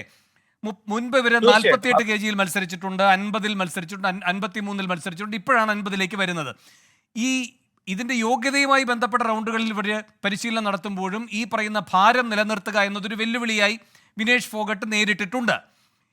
അപ്പോൾ അതുകൊണ്ട് തന്നെ ഈ പറയുന്ന 3 മത്സരങ്ങൾ കഴിയുന്നു, ഫൈനലിലേക്ക് തയ്യാറെടുക്കുന്നു എന്ന് പറയുമ്പോൾ ഒറ്റ ദിവസമേ കിട്ടുന്നുള്ളൂ. അതിനിടയിൽ നേരത്തെ കിട്ടിയ ഒരു 2 ആഴ്ചത്തെ സമയത്തിന്റെ സാവകാശം ഈ ഒരു ഒറ്റ ദിവസം 24 മണിക്കൂർ കൊണ്ട് സാധ്യമല്ല. എന്ന് മാത്രമല്ല 3 പ്രധാനപ്പെട്ട മത്സരങ്ങളാണ് കഴിഞ്ഞത്. അതിൽ താങ്കൾ ഈ പറഞ്ഞതുപോലെ വലിയ കായികാധ്വാനം വേണ്ട ഒരു മത്സര ഇനമാണ്. അങ്ങനെ വരുമ്പോൾ വല്ലാതെ ക്ഷീണിച്ചിട്ടുണ്ടാകും. അപ്പോൾ അതിൻ്റെ സപ്ലിമെന്റ്സ് കൊടുക്കേണ്ടതുണ്ട്, വെള്ളം കുടിക്കേണ്ടതുണ്ട്. ഈ കാര്യങ്ങളൊക്കെ ചെയ്യുമ്പോൾ പെട്ടെന്ന് ഈ ഭാരം ഉയരാനുള്ള സാധ്യതയുണ്ട്. അങ്ങനെ ഏതാണ്ട് അത് ഉയരുമ്പോൾ തന്നെ ഈ 2.8 കിലോയായിട്ട് ഉയരുന്നു. പിന്നെയും അത് കുറച്ച് 100 ഗ്രാമിലേക്ക് കുറയ്ക്കാൻ പറ്റുന്നു. ഇതിപ്പോൾ ഈ പറയുന്ന പെട്ടെന്ന് അവിടെ പോയിട്ടുള്ള പരിശോധനയിലേക്ക് മാത്രമല്ലോ, അതിനു മുമ്പ് നമുക്ക് പല പല കേന്ദ്രങ്ങളിൽ നിന്ന് ഇതിന്റെ പരിശോധന നടത്താം, ഇതിന്റെ റീഡിംഗ് എടുക്കാം. അപ്പോൾ അതുകൊണ്ട് ആരെങ്കിലുമൊക്കെ അട്ടിമറിക്കാൻ നോക്കിയാലും അതെല്ലാം കൃത്യമായി തന്നെ നമുക്ക് വിനേഷ് ഫോഗട്ടിനടക്കം പരിശോധിക്കാവുന്ന സംവിധാനമില്ലേ? വേണു, ഇതില് വളരെ വ്യക്തമായിട്ട് ഉത്തരം പറയേണ്ടത് രണ്ടുപേരാണ്. ഒന്ന് വിനേഷും ഒന്ന് വിനേഷിന്റെ കോച്ചുമാണ്. ഈ രണ്ടുപേരുമായിട്ട് ബന്ധപ്പെടാനായിട്ട് നമ്മൾ ശ്രമിച്ചു, പക്ഷേ നടക്കുന്നില്ല. ഇപ്പൊ നമ്മോട് പറഞ്ഞിരിക്കുന്ന ഒരു കാര്യം, വിനേഷിന്റെ സ്വകാര്യതയെ മാനിക്കുക, നിങ്ങൾ ഡിസ്റ്റർബ് ചെയ്ത്, അവരിപ്പോ ഹോസ്പിറ്റലാണ്, ഡീഹൈഡ്രേഷൻ ഒക്കെ ഭാഗമായിട്ട് അവർ ഹോസ്പിറ്റലാണ് ഉള്ളത്. അവർ ഗെയിംസ് വില്ലേജിനുള്ളിലുള്ള ചെറിയ ഹോസ്പിറ്റൽ അവിടെയാണ് ഉള്ളത്. നമുക്ക് സംസാരിക്കാനായിട്ട് പറ്റിയിട്ടില്ല. അതുകൊണ്ട് വ്യക്തമായിട്ടുള്ള ഒരു ഉത്തരമില്ല. പക്ഷേ പ്രശ്നം എന്ന് പറയുന്നത്, നമ്മൾ വിനേഷിന്, അതായത് ഇക്കാര്യത്തിൽ വേണു നേരത്തെ പറഞ്ഞത് ശരിയാണ്, ഇതുമായി ബന്ധപ്പെട്ട് അവരുടെ ട്രാക്ക് ഹിസ്റ്ററി നോക്കുമ്പോൾ 1-2 ഡിസ്ക്വാളിഫിക്കേഷൻ നേരത്തെ വന്നിട്ടുണ്ട്. ഇത്തരം കാര്യങ്ങളൊക്കെ അവിടെയുണ്ട്. എങ്കിൽ പോലും പക്ഷെ ഒരു താരത്തെ സംരക്ഷിച്ച് മത്സര യോഗ്യരാക്കേണ്ടതാരാണ്? അതായത് ഒരു താരം ആ മത്സര ദിവസങ്ങളിലേക്ക് ഒരുങ്ങുമ്പോൾ സർവ്വസന്നദ്ധമായിട്ട്, ഇപ്പൊ ഞാൻ കഴിഞ്ഞ ദിവസം നമ്മുടെ ഹോക്കിയിലെ ശ്രീജേഷിനെ കണ്ടിരുന്നു. ശ്രീജേഷ് ഒരു മത്സരം കഴിഞ്ഞിട്ട് ഒന്ന് നമ്മൾ സംസാരിക്കണമെന്ന് പറഞ്ഞപ്പോൾ അദ്ദേഹത്തിന് ഡോപ്പിംഗ് ടെസ്റ്റ് ഉണ്ട്, അതിന്റെ യൂറിൻ ടെസ്റ്റ് ഉണ്ട്. ആ യൂറിൻ ടെസ്റ്റ് ഏകദേശം 1 മണിക്കൂറോളം എടുക്കും. അത് കഴിഞ്ഞ് വരാം എന്ന് പറഞ്ഞ് വളരെ കൃത്യമായിട്ട് അദ്ദേഹം പോകുന്നു, ആ ടെസ്റ്റിന് വിധേയമാവുന്നു, തിരിച്ചു വരുന്നു, നമ്മോട് സംസാരിക്കുന്നു. ഇതൊക്കെ ഒരു സിസ്റ്റമാറ്റിക് ആയിട്ട് പോകുന്ന കാര്യമാണ്. ആ സിസ്റ്റത്തെ സപ്പോർട്ട് ചെയ്യേണ്ടത് ഈ സപ്പോർട്ടിംഗ് സ്റ്റാഫാണ്. അപ്പം ശ്രീജേഷിന് കൂടെ ആളുകളുണ്ട്, ഈ സപ്പോർട്ടിംഗ് സിസ്റ്റത്തിൽ ആളുകളുണ്ട്. അതേപോലെ തന്നെ ഒരു താരത്തെ മത്സര യോഗ്യരാക്കാൻ 100% കമ്മിറ്റഡ് ആയിട്ട് വേണ്ട ആളുകൾ ഈ സപ്പോർട്ടിംഗ് ഇതൊക്കെ സ്റ്റാഫ്. ശരിയാണ്. അപ്പോഴും എൻ്റെ രണ്ട് സംശയങ്ങൾ, ഒന്ന്, ഇപ്പോൾ ഈ പുരുഷ താരങ്ങളെ ഒരു ഉദാഹരണമായി എടുക്കാം. അവരും ഈ ഘട്ടം കഴിഞ്ഞതിന് ശേഷം പിന്നീട് അടുത്ത ഘട്ടത്തിലേക്ക് കടക്കുമ്പോൾ 3 കിലോ 4 കിലോ ഒക്കെ കൂടുന്ന സാഹചര്യം ഉണ്ടായെന്ന് പറയുന്നു. പക്ഷേ കഠിനമായ ഈ എക്സർസൈസ് ഒക്കെ ചെയ്തുകൊണ്ട് മറ്റ് ക്രമീകരണങ്ങൾ ഭക്ഷണത്തിനടക്കം നിയന്ത്രിച്ചുകൊണ്ട് അതിലേക്ക് എത്തുന്നു. അപ്പോൾ ഇത് സാധാരണമല്ലേ? ഇതിനകത്തൊരു അസ്വാഭാവികത കാണാൻ കഴിയുമോ? രണ്ടാമതായി, ഇങ്ങനെ ഒരു ബ്രിജ്ഭൂഷണമില്ല, ഇത്തരം ഒരു രാഷ്ട്രീയവും ഇല്ല എന്ന് നാം കരുതാവുന്ന നിലവിലെ വിവരങ്ങൾ അനുസരിച്ച് ഈജിപ്തിൽ നിന്ന് വന്നൊരു ബോക്സിംഗ് താരം, അതും ഒരു വനിതാ താരമാണ് അല്ലേ, 10 ദിവസം മുമ്പ് അവരും ആദ്യത്തെ റൗണ്ടിലേക്ക് കടക്കുന്നതിന് മുൻപ് ഡിസ്ക്വാളിഫൈ ചെയ്യപ്പെടുന്നു. ഇതേ പറയുന്നത് പോലെ ഈ ഭാരപ്രശ്നവുമായി ബന്ധപ്പെട്ട് അല്ലേ? അപ്പൊ അതുകൊണ്ട് അവിടെ സംശയിക്കേണ്ടാത്ത ഒരു ദുരൂഹത ഇവിടെ സംശയിക്കേണ്ടി വരുന്നത് എന്തുകൊണ്ട്? നമുക്ക് ഈജിപ്തിന്റെ കാര്യത്തിലേക്ക് വരികയാണെങ്കിൽ അവിടുത്തെ പൊളിറ്റിക്സ് നമുക്ക് കൃത്യമായിട്ട് അറിയില്ല. ഇപ്പൊ നമ്മുടെ രാജ്യത്ത് മാത്രം വേണോ നിലനിൽക്കുന്ന ചില സിസ്റ്റങ്ങളുണ്ട്. ഇപ്പൊ നമ്മളിപ്പോ രാഷ്ട്രീയമായിട്ടാണ് ഈ കാര്യത്തെ കാണുന്നത്. പക്ഷെ നമ്മൾ ഈ സ്റ്റേഡിയത്തിൽ ഞാനിരുന്ന് സംസാരിക്കുമ്പോൾ എന്റെ മുന്നിൽ വരുന്നത് എന്റെ രാജ്യം ഒരു ഗോൾഡ് നേടുക എന്നുള്ളതാണ്. അല്ലാതെ അതിലപ്പുറത്തെ രാഷ്ട്രീയം ഞാൻ കാണുന്നില്ല. പക്ഷെ ആ ഗോൾഡ് നേടേണ്ട ഒരു താരം വളരെ സങ്കടകരമായിട്ട് ഇപ്പോൾ ഹോസ്പിറ്റലിലേക്ക് പോവുകയാണ്. അത് അനാരോഗ്യമാണെങ്കിൽ കുഴപ്പമില്ല. കാരണം ഇപ്പൊ നമ്മൾ സാധാരണ ഗതിയിൽ ഇവന്റ്സിൽ മത്സരിക്കുമ്പോൾ പരുപ്പൊക്കെ പറ്റിയേക്കാം, അങ്ങനെ നമ്മൾ ഹോസ്പിറ്റലിലേക്ക്. കമാൽ പറഞ്ഞത് മനസ്സിലാക്കേണ്ടത്, ഇപ്പൊ പുരുഷ താരങ്ങൾക്ക് 3 കിലോ 4 കിലോ ഒക്കെ കൂടുന്നത് ഈ നേരത്തോട് നേരം കൊണ്ട് ക്രമീകരിക്കാൻ കഴിയുമെങ്കിൽ വിനേഷ് ഫോഗട്ടിന്റെ കാര്യത്തിലും സാധ്യമാണ്. വേണു, അവിടെ നമ്മൾ കൃത്യമായിട്ട് പറയേണ്ട ഒരു വിഷയം, ഇപ്പൊ നമ്മുടെ പഴയ താരം വിജേന്ദർ ഉൾപ്പെടെയുള്ള ബോക്സേഴ്സ് പറഞ്ഞിട്ടുണ്ട് 5 കിലോ 6 കിലോ വേണമെങ്കിൽ കുറക്കാം. അങ്ങനെ കുറക്കാൻ കഴിയുമെന്നിരിക്കെ എന്തുകൊണ്ട് 100 ഗ്രാം കുറച്ചുകൂടാ എന്നൊരു ചോദ്യം പ്രസക്തമല്ലേ? അവിടെ ഞാൻ ആരെയും കുറ്റപ്പറയുകയോ. പക്ഷെ ഞാൻ ചോദിക്കുന്ന, കമാല് മുടി മുറിച്ച് കളയുന്നു, രക്തം ഊറ്റിക്കളയുന്നു, ഇങ്ങനെയുള്ള സഞ്ചരിക്കാവുന്നതിന്റെ പരമാവധി അവർ പോയിട്ടുമുണ്ട്. അതെന്തുകൊണ്ടാകാം? അപ്പോൾ ഇങ്ങനെ ഒരു ദുരുപദിഷ്ടമായ നീക്കം നടക്കുന്നു എങ്കിൽ ഇങ്ങനെയൊക്കെ ചെയ്തതിന്, ഇത്തരം സംഭവങ്ങൾ, ഇങ്ങനെയൊക്കെ ചെയ്ത കാര്യങ്ങൾ പുറത്തു വരുമ്പോൾ അതിനെ എങ്ങനെയാണ് നാം മനസ്സിലാക്കേണ്ടത്? അതില് വേണു, ഇപ്പൊ മുടി മുറിക്കുക, രക്തം കുറയ്ക്കുക തുടങ്ങിയ കാര്യങ്ങളൊക്കെ നമുക്ക് ചെയ്യാവുന്ന കാര്യങ്ങളായിരിക്കും. ഇപ്പം നമ്മുടെ കൂടെ ഇപ്പം ഞാൻ ഈ പറഞ്ഞ ന്യൂട്രീഷനോ അല്ലെങ്കിൽ വേണ്ട ഈ സയന്റിഫിക് ആയിട്ടുള്ള സപ്പോർട്ടിംഗ് സിസ്റ്റമോ വേണ്ട. ഇപ്പം എന്റെ ഭാരം കുറക്കണമെങ്കിൽ എനിക്കറിയാമല്ലോ എന്റെ ഭാരം കുറക്കാനായിട്ട് വളരെ പെട്ടെന്ന് എന്തൊക്കെ ചെയ്യാൻ കഴിയും എന്നുള്ളത്. അതല്ലല്ലോ മറിച്ച് വേണ്ടത്. ഇപ്പൊ ഇത്തരത്തിൽ ഒരു വേദിയിലേക്ക് നമ്മൾ പോകുമ്പോൾ നമ്മൾ ഒരുക്കേണ്ട അല്ലെങ്കിൽ ഒരുക്കാൻ ബാധ്യസ്ഥരായവർ ചെയ്യേണ്ട കാര്യം, അവിടെയാണ് നമുക്ക് സംശയങ്ങളുള്ളത്. അങ്ങനെയുള്ള ഒരു സംശയം ചോദിക്കട്ടെ കമാല്, ഈ 2.8 കിലോ കുറയ്ക്കുക എന്ന് പറയുന്ന ആ ചുരുങ്ങിയ സമയം, ഇവര് രാത്രിയിൽ ഉറങ്ങിയിട്ടില്ല, മുഴുവൻ സമയം ഈ സൈക്ലിങ്, ജോഗിങ്, സ്കിപ്പിംഗ് ഇതെല്ലാം ചെയ്തു എന്ന് പറയുന്നുണ്ട്. അത്തരം ചിത്രങ്ങളും പുറത്തു വന്നിട്ടുണ്ട്. സർവോപരി വെള്ളം കുടിച്ചിട്ടില്ല എന്നും പറയുന്നു. അപ്പൊ പിന്നെ എവിടെയാണ് ഈ ഒരു അട്ടിമറി സാധ്യത? അല്ല, അതായത് ഈ അട്ടിമറി സാധ്യത നമ്മൾ പറയുന്നത് ഈ കാര്യങ്ങളൊക്കെ നമുക്ക് റിപ്പോർട്ടഡ് ആയിട്ടുള്ള കാര്യങ്ങളല്ല വേണു. ഇപ്പം നമ്മോട് പറയുന്നുണ്ട് ചില ചിത്രങ്ങളുണ്ട്, അല്ലെങ്കിൽ ഇങ്ങനെയൊക്കെ ചെയ്തിരുന്നു, ഉറക്കം വിളിച്ചിരുന്നു എന്നൊക്കെ പറയുമ്പോഴും നമുക്ക് ഇത് വളരെ സത്യമാണോ, അല്ലെങ്കിൽ എന്തെല്ലാം ഫുഡ് സപ്ലിമെന്റ്സിന്റെ കാര്യം ഒന്നും പറയുന്നില്ല. ഇപ്പൊ എന്തൊക്കെ ഫുഡ് സപ്ലിമെന്റ്സ് ആണ് ഈ മത്സരത്തിന് ശേഷം കൊടുത്തത്, അല്ലെങ്കിൽ ഈ ദിവസം രാവിലെ ശരീരഭാര പരിശോധന പുറപ്പെടുന്നതിന് മുമ്പായിട്ട് എന്തൊക്കെ കഴിച്ചു തുടങ്ങിയ കാര്യങ്ങൾ ഇത് പറയുന്നുണ്ട്. അവര് കുറെ അധികം നേരം അവര് അതായത് ജോഗിങ് നടത്തിയിട്ടുണ്ടായിരുന്നു, സ്വെറ്റിംഗ് ഒഴിവാക്കിയിട്ടുണ്ടായിരുന്നു, അവരുടെ മുടി മുറിച്ചു കളഞ്ഞിരുന്നു തുടങ്ങിയ കാര്യങ്ങളൊക്കെ പറയുമ്പോഴും എന്തൊക്കെയാണ്, അതായത് ഈ ഭക്ഷണം ഉൾപ്പെടെയുള്ള കാര്യങ്ങളിൽ ന്യൂട്രീഷൻ ഒന്നും കിട്ടുന്നില്ല. ഇപ്പൊ നമ്മൾ നേരത്തെ സംസാരിച്ച പോയിന്റ് എന്ന് പറയുന്നത് ഈ ന്യൂട്രീഷന്റെ സ്പോർട്സ് യോഗ്യതകളെ കുറിച്ചൊക്കെ നമ്മൾ സംസാരിക്കുന്നുണ്ട്. അപ്പൊ ഞാൻ പറയുന്ന ഒരു കാര്യം, എനിക്ക് സംശയം, അതായത് ബലമായ സംശയമുള്ളത് ഈ സപ്പോർട്ടിംഗ് സിസ്റ്റത്തിലുള്ള ആളുകളെ നമ്മൾ നിർബന്ധമായിട്ടും ചോദ്യം ചെയ്ത് അതിന്റെ ഒരു ക്ലാരിറ്റി വരുത്തുന്ന പക്ഷം മാത്രമാണ് നമുക്ക് ഇതിൽ എന്തെങ്കിലും ഒരു ശക്തമായ ഉത്തരം പറയാൻ പറ്റും. ശരി, 100 ഗ്രാമിൽ ഹൃദയം നുറുങ്ങിയോ എന്ന എൻകൗണ്ടർ പ്രൈം ചർച്ച തുടരുകയാണ്. ശ്രീ പ്രസൂദ്, ഈ 2016 റിയോ ഒളിമ്പിക്സിൽ വിനേഷ് ഫോഗട്ട് 48 കിലോയിൽ മത്സരിക്കുന്നു, ടോക്കിയോയിൽ 53, ഇപ്പോൾ 50. ഇത് ഒരു പ്രതിസന്ധിയായിരുന്നോ? കാരണം ഇപ്പോൾ യോഗ്യത നേടിയ പങ്കലിന് വേണ്ടി 53-ൽ നിന്ന് 50-ലേക്ക് വിനേഷ് ഫോഗട്ട് മാറിയതാണോ ഇത്ര വലിയ പ്രതിസന്ധി അവർക്കുണ്ടാക്കിയത്?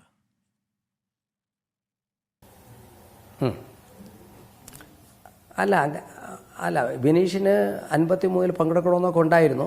പക്ഷേ വിനീഷ് ടോക്കിയോയിൽ ഞാൻ കണ്ടുകൊണ്ടിരിക്കുക 48-ലായപ്പോൾ അവരുടെ ആ ഹെൽത്ത് മസിൽസിൻ്റെ ഒക്കെ പവറില്ലേ, ആ പവർ ചൈനയായിട്ട് പിടിച്ചപ്പോഴാണ് മസിൽ ഡാമേജാണ് വന്നത്, സ്ട്രക്ചറിൽ എടുത്തുകൊണ്ട് പോയത്. നല്ലപോലെ പിടിച്ച് ലീഡ് ചെയ്യുന്നതാണ്. പക്ഷേ സംഭവിച്ചു പോയി ചൈനയായിട്ട് പിടിച്ചപ്പോൾ. അന്ന് അങ്ങനെ ഒരു പരാജയം വന്നത്. രണ്ടാമത് 53-ലാണ് ടോക്കിയോയിൽ ഇറങ്ങിയത്.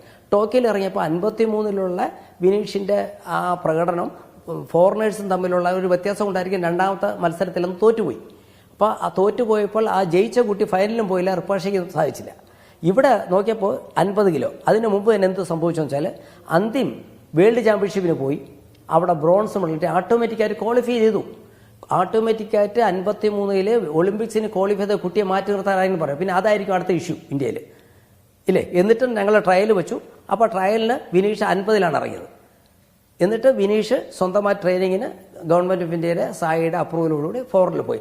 എല്ലാം നല്ലതിന് വേണ്ടിയാണ് നടന്നിട്ടുള്ളത്. പക്ഷേ ഇങ്ങനൊരു സംഭവം നടന്നപ്പോൾ അതിനെ കുറ്റപ്പെടുത്താൻ പറ്റില്ല. അതിൻ്റെ സിൻസിയറായിട്ട് ആ കോച്ച് സന്തോഷം കൊണ്ട് കണ്ണുനീര് വരുന്ന ഞാൻ കണ്ടുവരുന്നു ഇന്നലെ. അപ്പോൾ അവരാരും കുറ്റപ്പെടുത്താൻ പറ്റും. അവരെല്ലാം പറഞ്ഞത് ഞങ്ങളുടെ ലൈഫ് ടൈം ഒരു ഇമേജ് കാണിക്കാനുള്ള അവസരം നഷ്ടപ്പെട്ടതിൻ്റെ ദുഃഖത്തിലാണ് വിനീഷാവട്ടെ, അതിനേക്കാൾ അതിൻ്റെ കോച്ചാവട്ടെ. അതിലാരും കുറ്റപ്പെടുത്താം. ഇതൊക്കെ ജീവിതത്തിൽ സംഭവിക്കുന്ന കാര്യം. നമ്മളവരുടെ നിയമം ഞാൻ നേരത്തെ പറഞ്ഞ പോലെ ഒരാൾക്ക് ഗോൾഡ്, ഒരാൾക്ക് സിൽവർ, 2 പേർക്ക് ബ്രോൺസ്, അതിൻ്റെ നിയമമുള്ളൂ.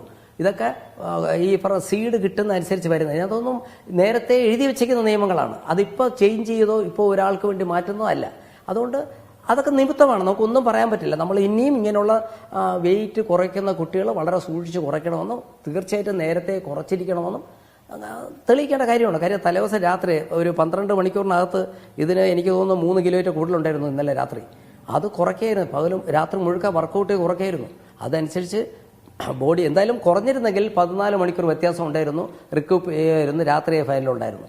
എന്തായാലും ഭാഗ്യക്കേട് വിനീഷ് ഫോഗട്ടിന്റെ കോച്ചിന്റെ അല്ല, ഇന്ത്യയുടെ ഓരോ 140 കോടി ജനങ്ങളുടെയും ഭാഗ്യക്കേടായിട്ടാണ്. ശരി, പക്ഷേ ശ്രീ പ്രസൂദ്, ഇപ്പോൾ ഇവിടെ കമാൽ വരദൂരും പറയുന്നുണ്ടായിരുന്നല്ലോ ഈ 140 അംഗ സംഘത്തിലേക്ക് നമ്മൾ അന്വേഷണം കൊണ്ടുപോകേണ്ടതുണ്ട് എന്ന്. ഇതിപ്പോൾ ആദ്യമല്ല ഇത്തരം ആക്ഷേപങ്ങൾ ഉയരുന്നത്. നരസിംഹ യാദവിന്റെ ആരോപണം മുമ്പ് 2016 ഒളിമ്പിക്സിൽ അന്ന് വന്നിരുന്നതാണ്. അപ്പോൾ നമുക്കൊരു അട്ടിമറി തള്ളിക്കളയാൻ കഴിയില്ല. അതുകൊണ്ട് ഒരു ആഭ്യന്തര അന്വേഷണം നടത്തേണ്ടതല്ലേ? അല്ല, ഞാൻ ഇതിനകത്ത് നരസിംഹ യാദവിൻ്റെ പോലെ അല്ല. നരസിംഹ യാദവിന് ഇവിടുത്തെ നാട ഇന്ത്യക്കകത്തുള്ള നാട നരസിംഹ യാദവിനെ കുറ്റവിമുക്തനാക്കിയിട്ടും ഞാനും അന്ന് പോയിരുന്നു. നരസിംഹ യാദവ് തിരിച്ചു കൊണ്ടുവന്ന ഞാനാണ്. അപ്പോൾ ഞങ്ങൾ അവിടെ പോയിട്ട് നരസിംഹ യാദവ് വെയിറ്റ് കൊടുത്തു, വെയിറ്റ് ഇട്ടു, ഫിക്സർ ഇട്ടു.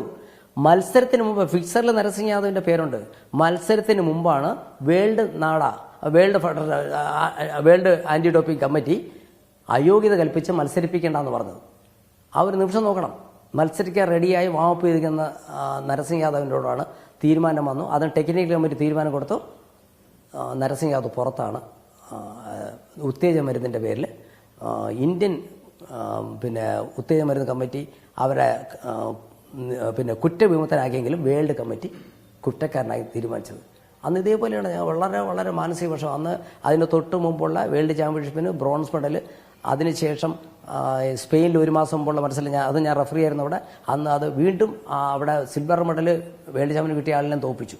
അങ്ങനെ തയ്യാറായാണ് നരസിംഹ അവിടെ പോയത്. ഇതൊക്കെ ഒരു സമയത്തുള്ള നരസിംഹ യാദവിന് അതിനുശേഷം ഒരു 3-4 വർഷം പുറത്തു വന്നു. അതിനുശേഷം വന്നപ്പോൾ അദ്ദേഹത്തിന് പെർഫോമൻസ് വീണ്ടും ആ രീതിയിലോട്ട് വന്നില്ല. ഇതൊക്കെ ഒരു ഞാൻ എന്താ പറയുന്നത്, നിയമങ്ങൾക്കനുസരിച്ച് മറ്റുള്ള മാത്രമേ നമുക്ക് വിധേയനാവാൻ പറ്റത്തുള്ളൂ. പക്ഷേ ഈ നരസിംഹ യാദവ് പറഞ്ഞത് അന്ന് ഈ പറയുന്ന മറ്റൊരു താരത്തെ കയറ്റുക എന്നതിന് വേണ്ടിയിട്ട് നടന്ന അട്ടിമറിയാണിത്, ഭക്ഷണത്തിൽ ഈ ഉത്തേജകം മരുന്നെന്തോ രഹസ്യമായി കൊണ്ടുവന്ന് വെച്ചു എന്ന് മാത്രവുമല്ല CBI അന്വേഷണം ഉൾപ്പെടെ അദ്ദേഹം ആവശ്യപ്പെട്ടതുമാണ്. അത്രയും അന്വേഷണത്തിന് വരെ അദ്ദേഹം തയ്യാറായതാണ്. അതുപോട്ടെ, ഇപ്പോൾ സമാനമായി, ഇപ്പോൾ അതുമായി താരതമ്യമില്ല എന്നൊക്കെ താങ്കൾ പറയുമ്പോഴും സമാനമായ ആക്ഷേപം വിനേഷ് ഫോഗട്ട് പറഞ്ഞിട്ടുണ്ട്. ഇന്ത്യൻ ക്യാമ്പിനെ വിശ്വാസമില്ല, ഈ ബ്രിജ്ഭൂഷൺ ശരൺ സിംഗിന്റെ വിശ്വസ്തരാണ് ഈ പരിശീലകരും മറ്റു കൂട്ടരും ഒക്കെ, അതുകൊണ്ട് എനിക്ക് ഭയമാണ് ഇവിടെ എന്ന് വരെ അവർ പറഞ്ഞിട്ടുണ്ട്. അതിനുശേഷമാണ് ഈ സംഭവം നടക്കുന്നത്. അപ്പോൾ വലിയ കുഴപ്പമൊന്നുമുള്ള കാര്യമല്ലല്ലോ. നാം ഇതിനകത്തൊരു സുതാര്യത വരുത്തേണ്ടതുണ്ട്. അതൊരു ആഭ്യന്തര അന്വേഷണം വേണ്ടേ?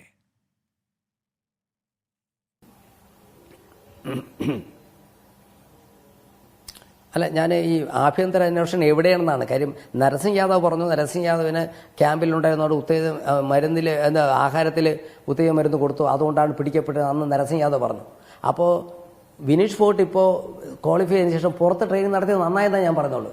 ഇന്ത്യൻ ക്യാമ്പിലായിരുന്നു ഇനി അങ്ങനെ സംഭവിക്കില്ലല്ലോ. ആ വിനീഷ് ഫോർട്ട് പറഞ്ഞതിൻ്റെ അർത്ഥം തന്നെ എനിക്ക് പുറത്ത് ട്രെയിനിങ് നടത്തണം. അതിനകത്ത് ഗവൺമെൻറ് ഓഫ് ഇന്ത്യ അപ്രൂവ് ചെയ്തല്ലോ. അതിനുള്ള എല്ലാ സൗകര്യവും ഗവൺമെൻറ് ഓഫ് ഇന്ത്യ ചെയ്തു കൊടുത്തു. ഫിസിയോതെറാപ്പിനെ കൊടുത്തു, വിനീഷ് ഫോർട്ട് പറഞ്ഞ കോച്ചിനെ കൊടുത്തു. പക്ഷേ അതെന്തായാലും നന്നായി, നല്ല പ്രകടനം കാഴ്ചവെച്ചു. ഇന്നിങ്ങനെ സംഭവിച്ചു പോയാൽ ആഭ്യന്തരത്തിൽ ഇന്ന് പ്രശ്നമില്ല.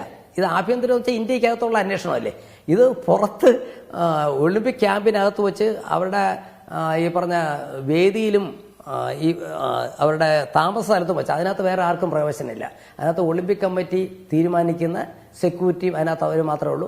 അതിനകത്ത് വേറെ ഒരാൾ, ഇന്ന് കഴിഞ്ഞ ദിവസം ഒരു പെൺകുട്ടി പുറത്തു പോയതിനെ പുറത്താക്കി സിമ്മറെ അല്ലേ. പക്ഷേ ഈ ആഭ്യന്തര അന്വേഷണം എന്ന് പറയുമ്പോൾ അങ്ങ് മനസ്സിലാക്കിയതുപോലെ ഇന്ത്യക്കകത്ത് നടത്തേണ്ടതാണ് എന്ന അർത്ഥത്തിലല്ല. അവിടേക്ക് പോയ സംഘമുണ്ടല്ലോ, അവിടെയാണ് അട്ടിമറി സംശയിക്കുന്നത്. ആ കാര്യത്തിലാണ് അന്വേഷണം വേണ്ടത്. എൻകൗണ്ടർ അവസാന ഘട്ടത്തിലേക്ക് ശ്രീ കെ ഗണേഷ്, ഇവിടെ ഇപ്പോൾ ഏറ്റവും ശക്തമായി ഉയർന്നിരിക്കുന്നത് കമാൽ വരദൂരോടെന്ന് പറഞ്ഞത് കേട്ടല്ലോ. 140 പേരടങ്ങുന്ന ഒരു സംഘം അവിടെയുണ്ട്. ഒരു ആഭ്യന്തര അന്വേഷണം വേണ്ടതല്ലേ? അതല്ല, നമ്മുടെ ചന്ദ്രികയുടെ കമാൽ വരദൂരല്ലേ. കമാൽ വരദൂരിൽ നിന്ന് വേറെ എന്തെങ്കിലും പ്രതീക്ഷിക്കാൻ പാടുണ്ടോ? അപ്പോൾ നമുക്കറിയാം കമാൽ വരദൂരിൻ്റെ രാഷ്ട്രീയം എന്താണെന്ന് നോക്കിയാൽ മതി. കമാൽ വരദൂർ സ്പോർട്സ് ജേർണലിസ്റ്റ് ഒക്കെ ആയിരിക്കും. കമാൽ വരദൂരിൻ്റെ രാഷ്ട്രീയം എന്താണെന്ന് എനിക്കും അറിയാം, അതേപോലെ തന്നെ വേണുവിനും അറിയാം. ഒരു കാര്യം ഞാൻ പറയുന്നു, ഇവിടെ പ്രസൂദ് പറയുന്നു. പ്രസൂദ് വളരെ ഇതിൻ്റെ ടെക്നിക്കൽ വശവും മറ്റുള്ള കാര്യങ്ങളൊക്കെ വളരെ കൃത്യമായിട്ട് അദ്ദേഹം വേണുവിൻ്റെ ചോദ്യങ്ങൾക്ക് തന്നെ കൃത്യമായി ഉത്തരം നൽകുന്നുണ്ട്. ഒരു സെക്കൻഡ് വിജേന്ദർ സിംഗ് പറഞ്ഞതോ? അപ്പോൾ കമാൽ വരദൂരിനെ അങ്ങനെ പറഞ്ഞു തള്ളാമെങ്കിൽ വിജേന്ദർ പറഞ്ഞതോ ഇത് ഗൂഢാലോചന അന്വേഷിക്കണം? ഞാൻ പറഞ്ഞല്ലോ, അല്ല ആവശ്യപ്പെടാം. ഞാൻ അന്വേഷണം നടക്കേണ്ടതാണെങ്കിൽ അന്വേഷണം നടക്കട്ടെ. ഞാൻ സൂചിപ്പിച്ചു, അങ്ങനെ അന്വേഷണം നടക്കേണ്ടതാണെങ്കിൽ അല്ല, ആ സ്വഭാവത്തിലല്ലോ ആദ്യം പ്രതികരിച്ചത്. ചന്ദ്രികയല്ലേ, കമാൽ വരദൂരല്ലേ, അതിന്റെയൊക്കെ ധ്വനി എന്താണ്? ഞാൻ ചോദിക്കട്ടെ, വിനേഷ് ഫോഗട്ടിന്റെ ഭാഗത്ത് നിന്ന് ഇത്തരത്തിലുള്ള ഒരു പ്രസ്താവന ഉണ്ടായിട്ടുണ്ടോ? അദ്ദേഹം പറയട്ടെ. അദ്ദേഹം ഇവിടേക്ക് തന്നെയാണ് വരാൻ പോകുന്നത്. നമ്മളെന്തിനാ എന്താ നമുക്ക് കാത്തിരുന്നുണ്ട്? വിനേഷ് ഫോഗട്ട് ഇന്ത്യയിലേക്ക് വരും, ഇവിടുത്തെ മാധ്യമങ്ങളെ കാണും, എല്ലാ കാര്യങ്ങളും പറയും. നമുക്ക് കാത്തിരിക്കാലോ. ഇത് ഇനി എത്രത്തിൽ അട്ടിമറി ഫോഗട്ടിന് ഇപ്പോൾ എന്തായാലും ഒരു സ്വകാര്യതയുടെ പ്രശ്നമുണ്ട്. മാത്രവുമല്ല, മറ്റൊരു രാജ്യത്താണ് ഈ പറയുന്ന ഒളിമ്പിക്സ് എന്ന് പറയുമ്പോൾ അത്രയും അന്താരാഷ്ട്ര പ്രാധാന്യത്തോടെ നിൽക്കുന്ന ഒരു സന്ദർഭമാണ്. ഇനിയും ഇന്ത്യൻ താരങ്ങൾക്ക് അവിടെ മത്സരിക്കേണ്ടതുണ്ട്. അവരുടെ ആത്മവിശ്വാസത്തെ കെടുത്തുന്ന ഒരു പ്രവൃത്തിയും പാടില്ല. സർവോപരി അവരിപ്പോൾ ആ വില്ലേജ് ഗ്ലോബൽ ഈ പറയുന്ന ഒളിമ്പിക് വില്ലേജിലെ ക്ലിനിക്കിലാണ്. ഇവിടെ വന്നിട്ട് അവർ കാര്യങ്ങൾ പറയട്ടെ. അത്തരമൊരു സാവകാശം വേണമെന്ന് ഗണേഷ് പറയുന്നത് എന്നോടുള്ള നിങ്ങളുടെ സമീപനം എന്താണ്? അല്ല വേണു, അത്തരം സാവകാശമൊക്കെ ഇതുമായി ബന്ധപ്പെട്ട ഗൂഢാലോചനയെക്കുറിച്ച് അന്വേഷിക്കാനുള്ള ആഭ്യന്തര അന്വേഷണത്തെക്കുറിച്ച് ആവശ്യപ്പെടാൻ പറയാം. പക്ഷെ ഇപ്പോൾ ഇന്ത്യക്ക് കയ്യിൽ വന്നിരിക്കുന്ന ഗോൾഡ് മെഡലിനുള്ള അവസരം അല്ലെങ്കിൽ സിൽവർ മെഡൽ നഷ്ടപ്പെടുന്ന ഒരു സാഹചര്യമാണ്. ആ സാഹചര്യത്തിൽ ഇന്റർനാഷണൽ ഒളിമ്പിക് കമ്മിറ്റിയുടെ മുമ്പിൽ നമ്മൾ എത്രത്തോളം റിക്വസ്റ്റാണ് കൊടുത്തിരിക്കുന്നത്? നമ്മൾ അവരുടെ മുമ്പിൽ ബെഗ് ചെയ്യാണ്. അതിന് പകരം നമ്മൾ ഇതുമായി ബന്ധപ്പെട്ട് നമ്മുടെ ഉറപ്പിച്ചുള്ള അഭിപ്രായം നമ്മൾ രേഖപ്പെടുത്തണം. അന്താരാഷ്ട്ര നിലവാരത്തിലുള്ള താരങ്ങൾ പോലും, മുൻ ഒളിമ്പിക് താരങ്ങൾ പോലും, ഗോൾഡ് മെഡലിസ്റ്റുകൾ പോലും വിനേഷ് ഫോഗട്ടിന് വെള്ളി മെഡലെങ്കിലും കൊടുക്കണം, നീതി നിഷേധമാണെന്ന് പറയുന്ന രീതിയിൽ അഭിപ്രായം പറഞ്ഞിട്ടും നമ്മുടെ സർക്കാർ സംവിധാനങ്ങൾ എന്ത് നടപടി ഈ നിമിഷം വരെ സ്വീകരിച്ചു എന്ന് പറയാൻ ഇവർക്ക് ബാധ്യതയുണ്ട്. ഒറ്റ കാര്യം കൂടി, ഗണേഷ് തന്നെ പറയുന്നുണ്ട് രാജ്യത്തിന്റെ ധീരപുത്രിയാണെന്ന്. ഈ ധീരപുത്രി ഡൽഹിയുടെ തെരുവീതികളിൽ സമരം ചെയ്തപ്പോൾ നിങ്ങൾ പറഞ്ഞോ അവർ നടത്തിയ സമരം ജനാധിപത്യ സമരത്തിന്റെ ഭാഗമാണെന്ന്? പോരാട്ടത്തിന്റെ പേര് കൂടിയാണ് വിനേഷ് ഫോഗട്ട് എന്നത്. വിനേഷ് ഫോഗട്ട് വരട്ടെ, വസ്തുതകൾ പറയട്ടെ. വളരെയധികം നന്ദി ഈ ചർച്ചയിൽ പങ്കെടുത്ത എല്ലാവർക്കും. എൻകൗണ്ടർ പ്രൈം പൂർത്തിയാകുന്നു.